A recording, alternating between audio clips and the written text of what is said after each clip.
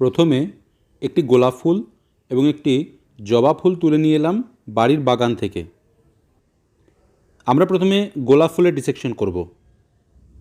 একটি ফরসেপ নিলাম এবং খুব সাবধানতার সাথে পাপড়িগুলি একটু একটু করে তুলতে থাকলাম। গোলাপ ফুল খুব নরম প্রকৃতির হয়, সে কারণে একটু সাবধানতা অবলম্বন করতে হবে। খুব ধীরে ধীরে পাপড়িগুলো তুলতে লাগলাম এবং আমরা দেখতে পাচ্ছি অনেকগুলি পাপড়ি আছে, তাই ধীরে ধীরে করতে হবে।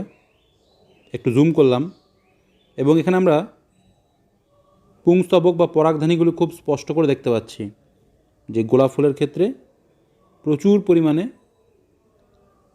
পুংস্তবক হয়ে থাকে। ফরসেপের সাহায্যে এই পুংস্তবকগুলিকেও অর্থাৎ অ্যান্ড্রেসিয়ামগুলিকে ধীরে ধীরে তুলে ফেলতে লাগলাম। খুব সাবধানতার সঙ্গে করতে হবে, না হলে কিন্তু আমাদের মেন যেটা লক্ষ্য যে স্ত্রীস্তবক বের করা তা কিন্তু নষ্ট হয়ে যেতে পারে। সবকটা পাপড়ি ধীরে ধীরে খুলে ফেললাম, পুংস্তবকও খুলে ফেলেছি। এখন আমার হাতে যেটা রইল তা হলো কেবলমাত্র স্ত্রীস্তবক এবং নিচের দিকে বৃতি দেখতে পাচ্ছি। এখানে লক্ষণীয় বস্তু যে স্ত্রীস্তবক যে অংশটা রয়েছে সেখানে অনেকগুলো গর্ভমুণ্ড দেখতে পাচ্ছি। ফরসেপ নিয়ে আমার অপ্রয়োজনীয় যে বৃতি সেগুলো তুলে ফেললাম। দেখতেই পাচ্ছ অনেকগুলো গর্ভমুণ্ড। আমি ফরসেপটা বন্ধ করে ভেতরে ঢুকিয়ে খুলে দিলাম। এর ফলে দেখতে পাচ্ছি অসংখ্য গর্ভমুণ্ড। গর্ভমুণ্ডগুলো একে অপরের সঙ্গে যুক্ত নেই এবং তার সাথে আরেকটা জিনিস বুঝলাম যে গর্ভদণ্ডগুলোও কিন্তু একে অপরের সাথে যুক্ত নেই। একটি ব্লেড নিলাম এবং সাবধানতার সাথে ডিম্বাশয় যে অংশ সেখানটা কাটতে লাগলাম। খুব সাবধানে কাটতে হবে যাতে ভেতরের মেন ডিম্বাশয়গুলো নষ্ট না হয়ে যায়। ওপরের সবুজ অংশ ধীরে ধীরে তুলে ফেললাম। এরপর আমরা যেটা দেখতে পেলাম সেটা খুবই মজার এবং যেটা কিনা সব ফুলের ক্ষেত্রে সচরাচর দেখতে পাওয়া যায় না। তা হলো আমরা দেখতে পাচ্ছি যে উপরের দিকে যেমন গর্ভমুণ্ড এবং গর্ভদণ্ডগুলি একে অপরের সাথে যুক্ত অবস্থায় নেই, ঠিক একই রকমভাবে নিচের ডিম্বাশয় অংশটাও কিন্তু একে অপরের সাথে যুক্ত অবস্থায় নেই। আমি পার্টিকুলার একটি সিঙ্গেল স্ত্রীস্তবককে তুলে নিয়ে এলাম এবং আমার নখের উপরে সেটিকে রাখলাম। তোমরা দেখতে পাচ্ছ এটি একটি সম্পূর্ণ স্ত্রীস্তবক, যার উপরে লাল অংশটি হচ্ছে গর্ভমুণ্ড, ছোট্ট গর্ভদণ্ড এবং নিচের দিকে ডিম্বাশয় পরিলক্ষিত হচ্ছে। সুতরাং গোলাপ ফুলের মধ্যে অসংখ্য স্ত্রীস্তবক এবং তারা একে অপরের সাথে কিন্তু যুক্ত হয়নি, তারা প্রত্যেকেই আলাদা আলাদা রয়েছে। এই ঘটনাকেই অ্যাপোকার্পাস বলা হয়। এখন অ্যাপো মিন্স আনফিউজড এবং কার্পাস কথাটা এসছে কার্পেল থেকে, অর্থাৎ গর্ভপত্র। গর্ভপত্র কি না, যা কিনা ওভারি, স্টাইল এবং স্টিগমা অর্থাৎ ডিম্বাশয়, গর্ভদণ্ড এবং গর্ভমুণ্ড এটা নিয়ে গঠিত। গোলাপ ছাড়াও বিভিন্ন ফুল যেমন পদ্ম, স্ট্রবেরি প্রভৃতি ক্ষেত্রেও অ্যাপোকার্পাস দেখতে পাওয়া যায়, কিন্তু খুব কম পরিমাণে ফুলের ক্ষেত্রে এটি পরিলক্ষিত হয়। তাহলে আমরা খুব স্পষ্টভাবে জানতে পারলাম যে অ্যাপোকার্পাস হলো আনফিউজড কার্পেল, অর্থাৎ যে স্ত্রীস্তবকগুলো একে অপরের সঙ্গে যুক্ত হয়নি।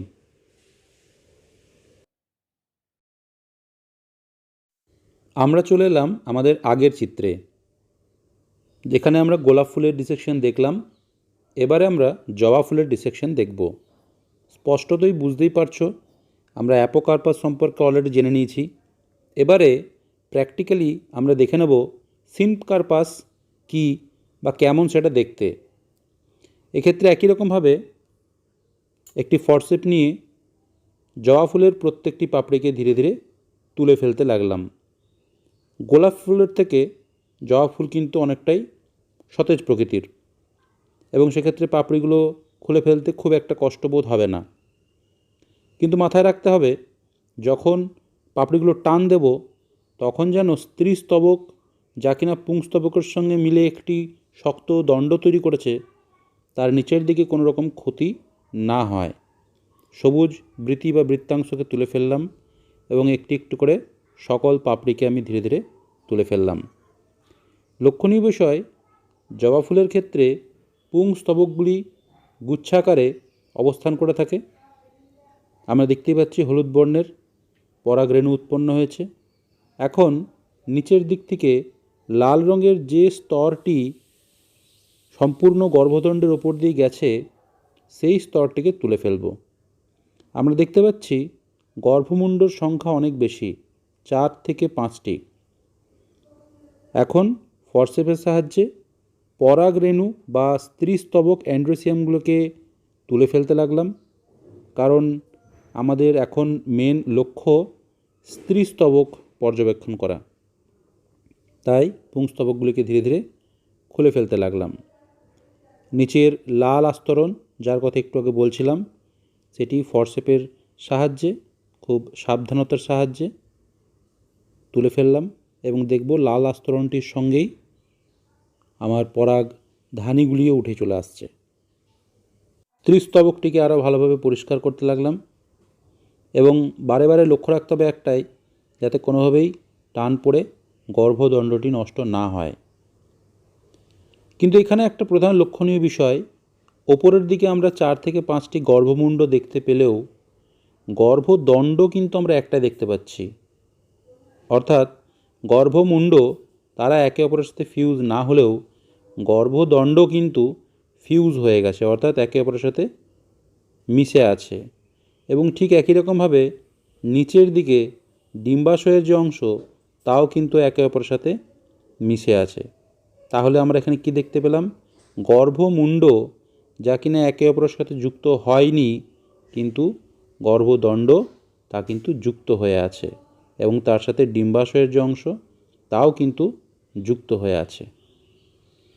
এই ঘটনাকেই বলা হচ্ছে সিনকার্পাস।